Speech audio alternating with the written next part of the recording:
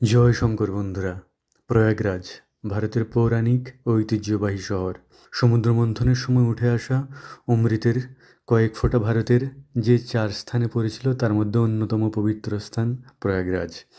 এখানে অনুষ্ঠিত হয় মহাকুম্ভ। মা গঙ্গা, যমুনা, সরস্বতীর মিলনস্থল এই পবিত্র ভূমি। ভগবান রামচন্দ্র এখান দিয়েই হস্তচালিত নৌকায় নদী পার হয়ে বনবাস গেছিলেন। আর সেই ঐতিহ্যকে এখনও বহন করে এখানকার হস্তচালিত নৌকা, যা আমি এখানকার নৌকা চালক থেকে জানতে পারলাম। পবিত্র এই ভূমি সাইবেরিয়ান বার্ড, দিব্য ত্রিবেণী সঙ্গম। দর্শনে যেন ভরে যায় মন আর প্রাণ। ত্রিবেণী সঙ্গমে ডুব দেওয়া মানেই সমস্ত পাপ ধুয়ে ফেলা বলে মানা হয়।